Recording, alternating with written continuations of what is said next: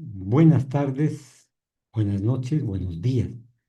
Gracias por acompañarnos en el programa Entre Tintos y Papeles. Debo decirlos con franqueza que el tiempo pasa y pasa volando.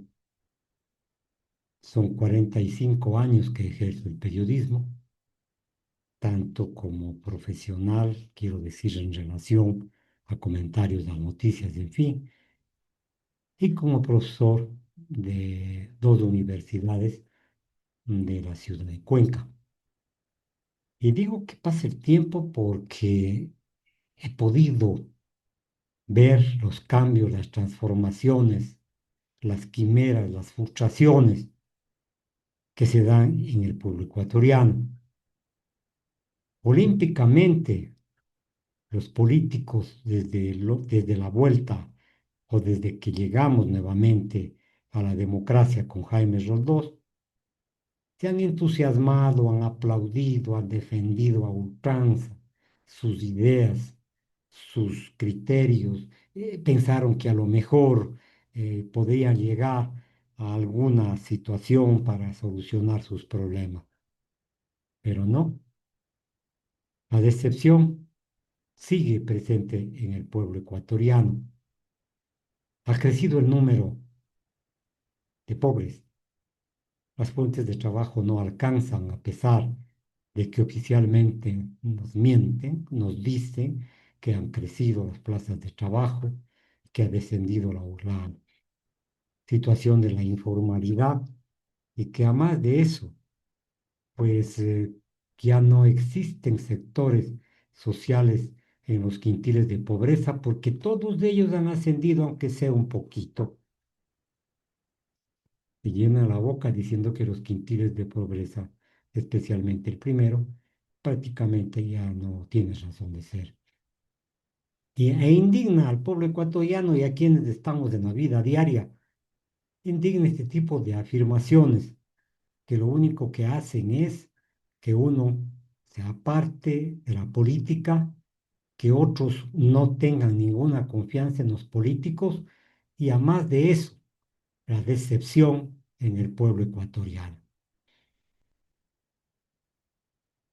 La Asamblea Nacional fue elegida en concordancia con un partido político que ahora domina,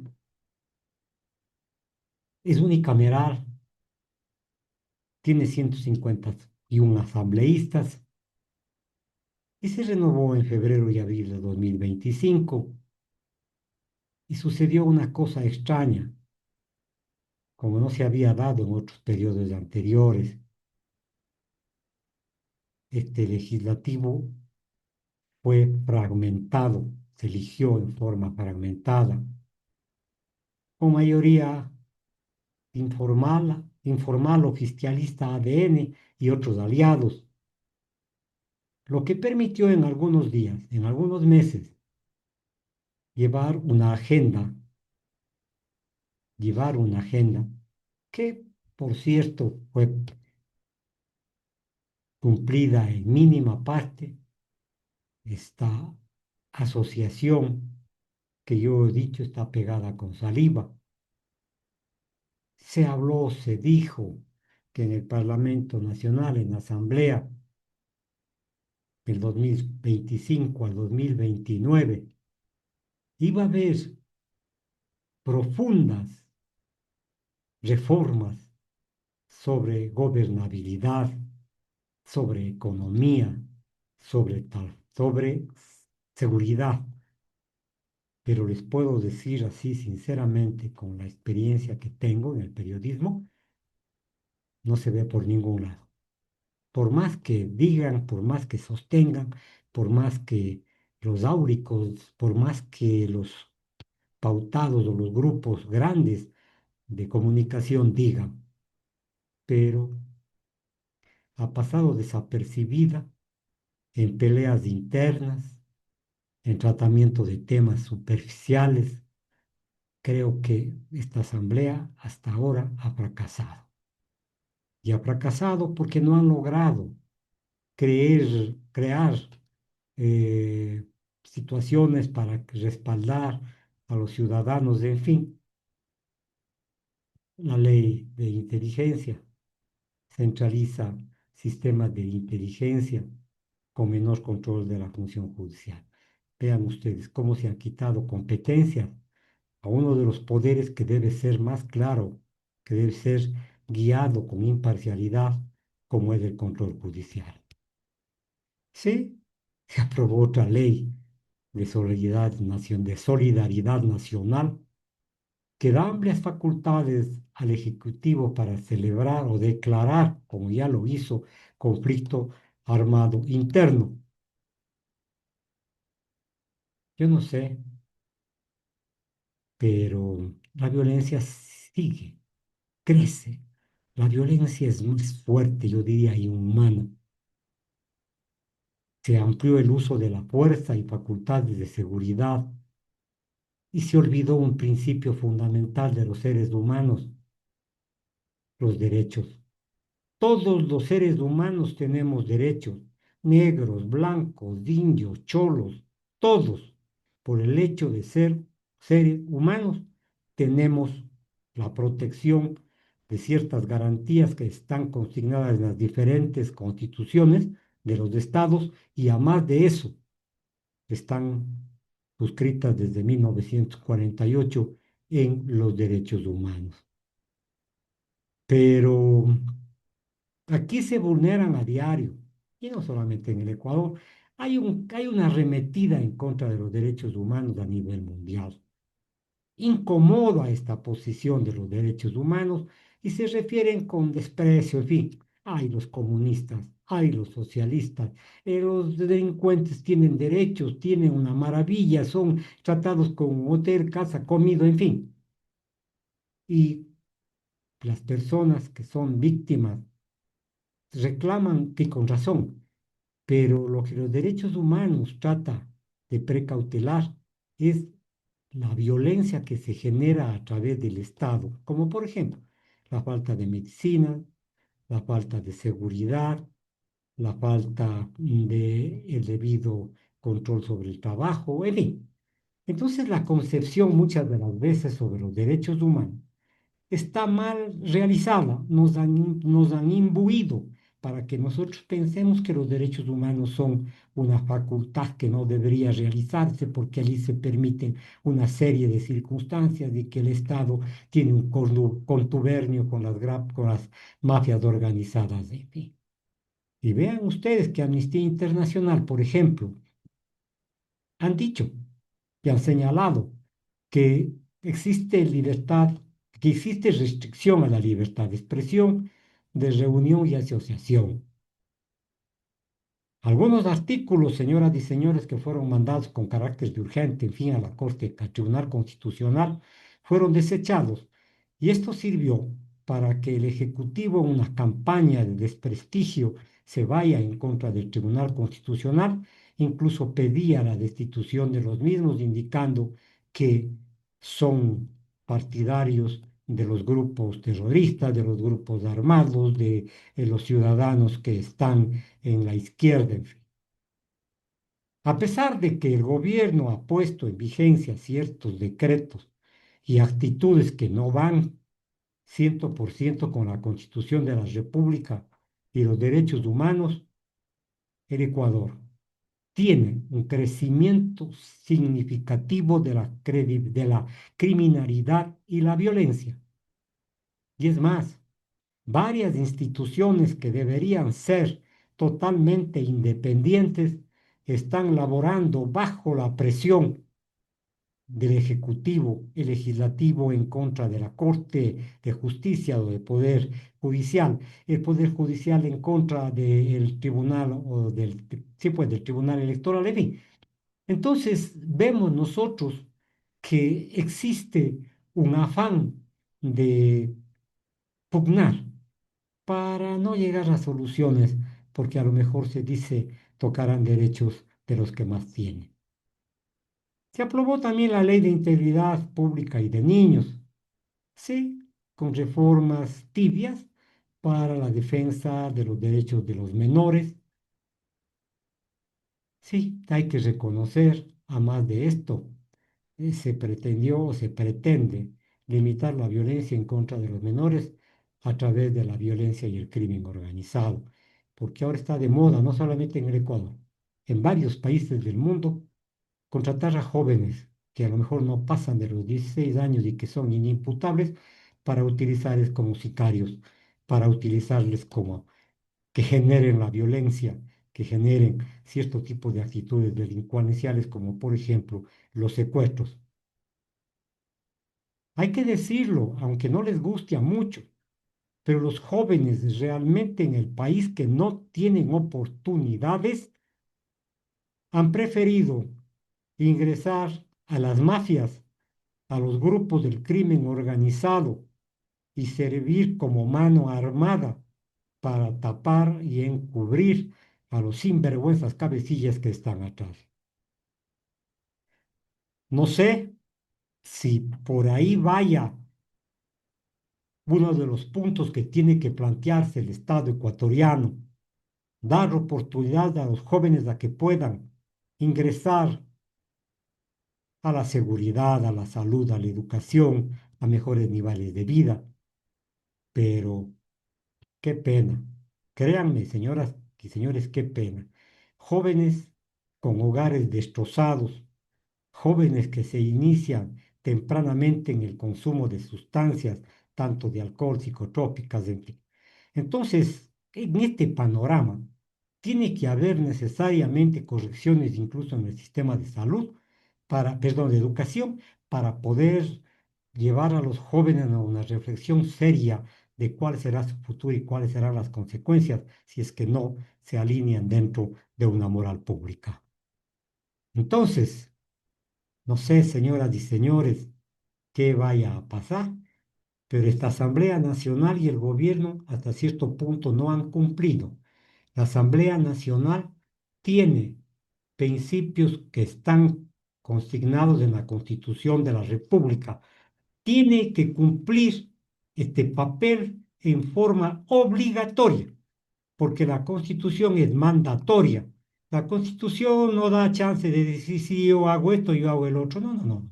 La Constitución dice, señor, señores, señores que están entre uno y otro poder, necesariamente tienen que cumplir con lo que da o establece la Constitución de la República, en este caso la Constitución aprobada en Montecristi en 2008, que tiene que ver el artículo 120 al 133, que detalla las funciones justo de la Asamblea Nacional. La Asamblea Nacional es un órgano de representación política de la ciudadanía y ésta debe reflejar el mandato de la colectividad. No se olviden, la Asamblea cumple el papel de representación del pueblo ecuatoriano. Es un órgano de representación política del pueblo ecuatoriano. Entonces, hay que exigir. La Asamblea Nacional tiene, en el artículo 120 a 131, lo que tienen que hacer: controlar al presidente, a los ministros, a las instituciones públicas y a las políticas del Estado. Entonces, la fiscalización, el juicio político, solicitar información obligatoria al Ejecutivo y programar comparecencias de las diferentes actitudes, perdón, de las diferentes autoridades que realizan la función pública. La Constitución de la República para esto exige que todas las sesiones sean públicas, salvo excepciones muy justificadas.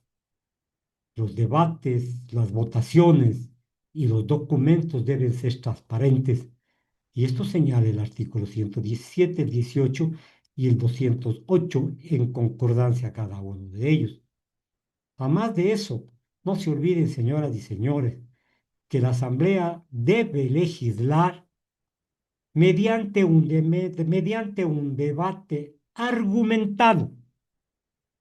reflexivo, que pueda entenderse, que llegue a la colectividad incluso en forma de educación, pero no.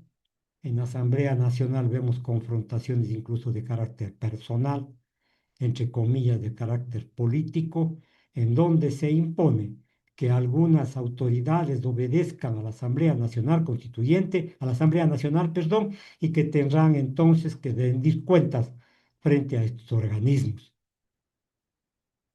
Yo creo, señoras y señores, que la Asamblea Nacional tiene que cumplir principios que garanticen el pluralismo político. Repito, la representación, la participación ciudadana, artículo 120, numeral 6, artículo 5. Ya más de eso, señoras y señores, tiene la Asamblea Nacional que abrir espacio para que se dé lugar a las audiencias públicas, para que los gremios comparezcan a la Asamblea Nacional y presenten sus inquietudes, presenten y soliciten que se mejoren las circunstancias de vida, salarios de vida. Además de eso, la Asamblea Nacional tiene que recoger los aportes ciudadanos, pues existen y existimos periodistas que a lo mejor tratamos de, en forma académica, indicar a la ciudadanía cuáles son las funciones de cada uno de los estados. Los aportes ciudadanos son fundamentales, pero en esta asamblea parece que no existe la sensibilidad necesaria para tomar en cuenta estas posiciones. Y la Asamblea Nacional tiene también otra tarea que está dentro de las que he enumerado, en los artículos 95 y 100, las veedurías.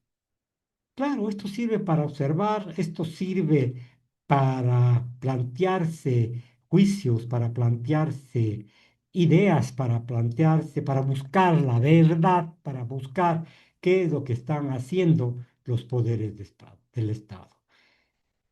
Y aquí tengo que destacar una circunstancia que es obligatoria y que en el país, por A o B razones, se han aprobado ciertas leyes de la Asamblea Nacional que son contrarias a la Constitución de la República en virtud de esta mayoría pegada con saliva. Pero la Corte Constitucional ha actuado y ha dicho, el Tribunal Constitucional ha dicho que no pueden ser establecidas. ¿Por qué? Digamos, aceptadas. Porque si una ley, por más que tenga una mayoría, digamos, absoluta, en la votación de la Asamblea Nacional y contradice los derechos fundamentales, es inconstitucional. El artículo 424 y el artículo 428 señala la supremacía de la Constitución sobre el resto de leyes, decretos, todo lo que ustedes conocen dentro del ordenamiento jurídico, leyes generales, reglamentos, en fin.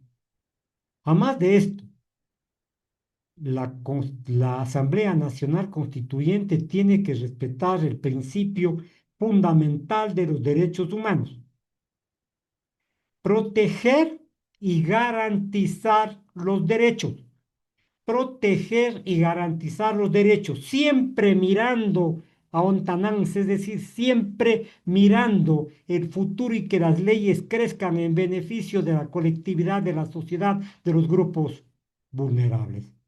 Eso tenemos que ser claros. La Asamblea Nacional tiene la obligación de proteger y garantizar los derechos. Las mayorías de aquí, que son móviles y a cierto punto conformadas con billete, tienen que proteger y garantizar los derechos humanos. Pero en muchas ocasiones se ha pretendido, señoras y señores, y con un discurso vacío, vacuo, un discurso incluso grosero, querer retroceder la Constitución en cuanto a los derechos logrados por los ciudadanos, por el país, por la patria. No se puede retroceder efectivamente en los derechos sociales que el pueblo ha conseguido a través de leyes. Pero no, por ejemplo, el señor presidente de la República a través del Ministerio de Trabajo quiere implementar el trabajo por horas. No puede hacerlo, señoras y señores, porque sería un retroceso. Pero entonces los grupos económicos dicen, no, nosotros tenemos la oportunidad, el derecho de ganar, de ver capitales de riesgo. Y sí, señoras y señores, estoy de acuerdo. Que ganen, pero cumpliendo la ley. Y que no tengan y que no provoquen los retrocesos de los derechos humanos, de los derechos de los trabajadores, de los derechos de la colectividad. Veo que en estos días, por ejemplo, todo el mundo habla de crear mayores penas, incluso algunos sugieren la pena de muerte, dicen que se creen cárceles, que se retire la comida a los presos, que van de vacaciones a comer, no dicen siquiera a comer, sino a tragar gratis. Y dicen entonces que el gobierno tiene que endurecer, el Ecuador tiene que ponerse a la vanguardia de otros países o imitar a otros países. Nosotros en la Constitución de la República tenemos claro que se debe respetar la proporcionalidad y el debido proceso. Hoy nomás veo que el señor Reinberg está criticando a un juez, no recuerdo de qué ciudad, creo que es de Quevedo, porque ha dado la libertad a un señor que supuestamente es delincuente. ¿Qué pasó, pues? Señoras y señores, no se puede amedrentar a los juicios, a los jueces, no se puede decir qué es lo que tienen que hacer. El juez sabrá responder ante el organismo correspondiente al Consejo de la Judicatura su actuación, pero no puede entrarse a una situación, adentrarse a una situación que el juez de pasaje, perdón, ya recordé, que dio libertad a un presunto cabecilla de una banda criminal. Entonces, el señor ministro del Interior, desde febrero de 2025, amenaza, porque esta es la verdad, amenaza a varios grupos, a varios poderes del Estado, y me parece que está fuera de poco. Y la solución y las palabras son decir que los jueces y los fiscales favorecen a los delincuentes. Vean ustedes, señores, a dónde llega el desprestigio institucional. ¿Qué pretenden? ¿Ponerles a los jueces, a los fiscales, a los administradores, a los operadores de justicia contra la pared? No sé si pueda darse en este país una circunstancia tal en contra de la ley, en contra de la lógica, en contra del derecho y en contra de la independencia.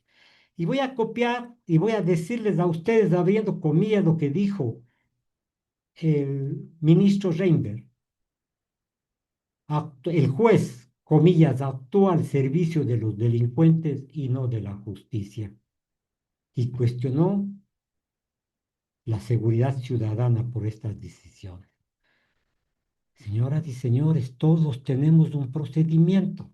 Si el señor juez ha fallado en su tarea, pues que sea juzgada por las autoridades que son competentes, pero no podemos lanzar este tipo de afirmaciones que en vez de solucionar, agudizan, porque de esto se valen los grupos, de estas palabras, los grupos criminales para seguir diciendo que son víctimas de ciertas circunstancias de la presión del Ejecutivo, en fin.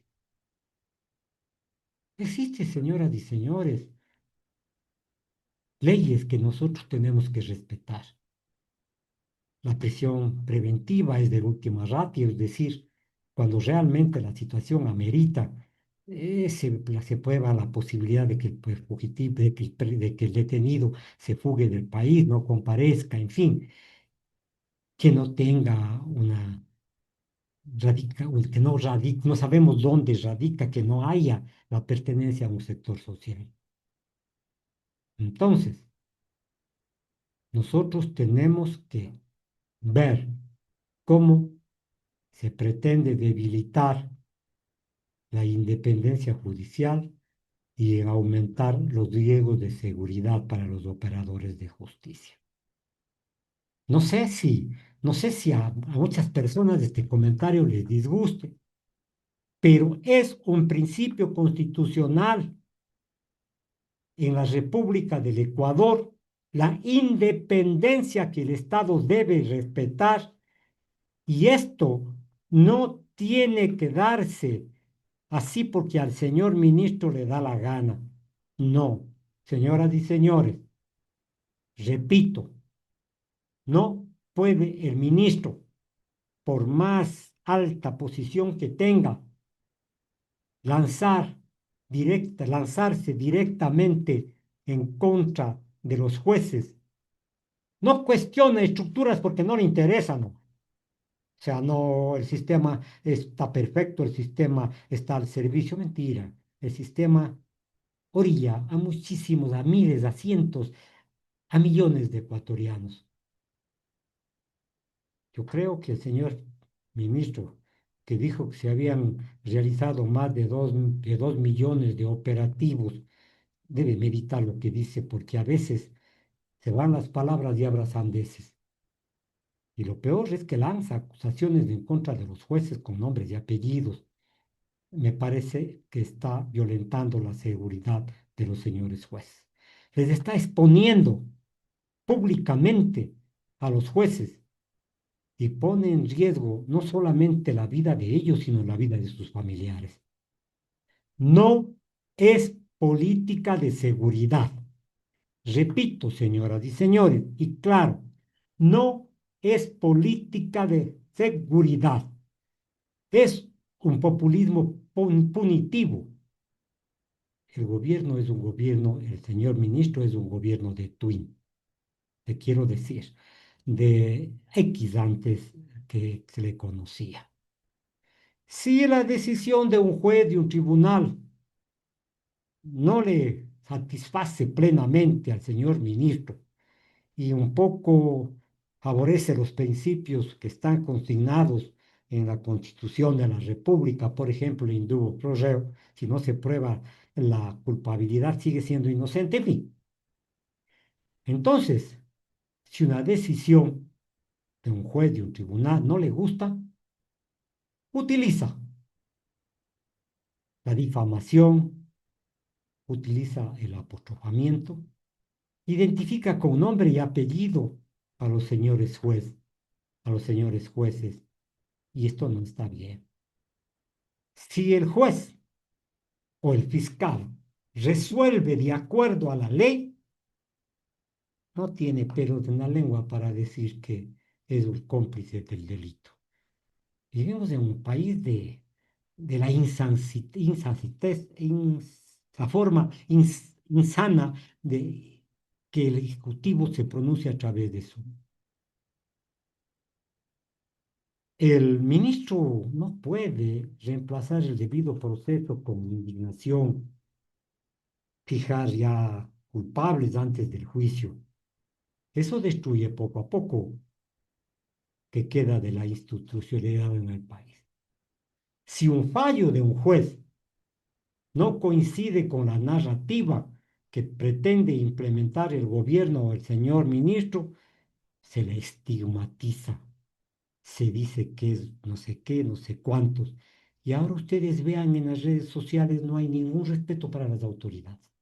Prácticamente en las redes sociales los jueces dejan libres a los delincuentes porque han de estar pagados. Pues qué cuánto haría. En fin, una serie de circunstancias que no está dentro del régimen legal dentro del país. Y si los jueces y los fiscales no encuentran las razones suficientes en las investigaciones policiales, tienen que no dictar prisión preventiva, señores. ¿Por qué?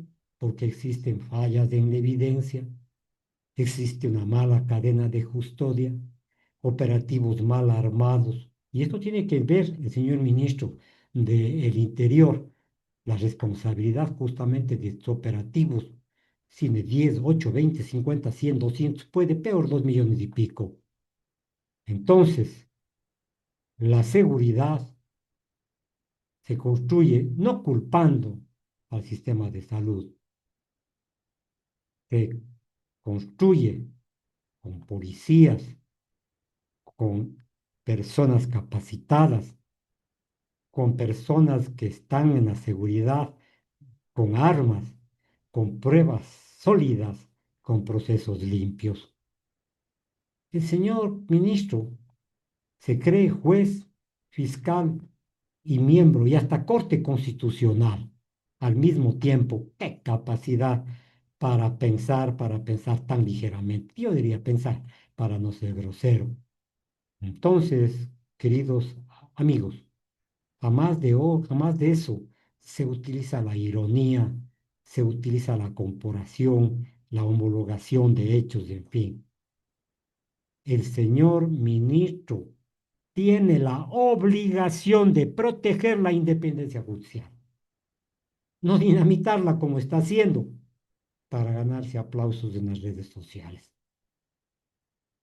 ¿Se puede exigir resultados? Sí, por supuesto. Sí, se puede exigir, hay órganos competentes, pero tratar de que los jueces de la Administración de Justicia esté al mando de él no es, no es lo correcto. Repito, es un populismo punitivo. Y la Asamblea Nacional frente a estas circunstancias no dice nada, no habla, no opina. Y si algún asambleísta se pronuncia en contra de lo que dice el señor ministro, ya es correísta, ya es borrego, ya es comunista, ya es socialista, ya es un desadaptado, en fin. O sea, se califica a las discrepancias ideológicas como si fuese un pecado o un crimen. No se respeta entonces el pensamiento político. Nosotros debemos de exigir que las resoluciones, que las resoluciones del Ejecutivo, del Legislativo, de las funciones del Estado, cumplan las leyes. Nosotros podemos realizar una crítica fuerte este momento en contra del señor presidente de la República. La seguridad no se construye cepillando el uno al otro. No puedes criticar al señor Daniel Noboa porque es una figura pública. Pero eso sí tiene que tomar en cuenta que sus decisiones, sus comentarios tienen que ser suficientemente documentadas y además de eso, con una suficiente materialidad para poder hacer un comentario contundente. Hay que decir lo que muchos sienten ya, y por eso ha caído la popularidad del presidente de la República, que la mano dura del señor presidente de la República se está quedando solamente en palabras. El señor presidente de la República se está quedando sin discurso. Y no solamente por esto que he señalado, sino porque se parece mucho a otras autoridades en el mundo que viajan y que dejan el país a la buena de Dios. La Constitución de la República, repito, garantiza derechos que la Asamblea Nacional no está pidiendo sean respetados. Pero Ecuador sigue atrapado entre cárceles incendiadas, masacres, territorios controlados y estados de excepción que ya no responden a nada. Un país no puede vivir de decretos permanentes. El país necesita resultados. Señoras, señores, muchas gracias por haberme escuchado. Estamos colapsados, un transporte público ahogado en deudas, las universidades siendo recortadas en sus presupuestos, un sistema de salud sin medicamentos, mientras el señor presidente de la República pretende desviar la atención tomando actitudes que desdicen de la moral, perdón, de la verdad.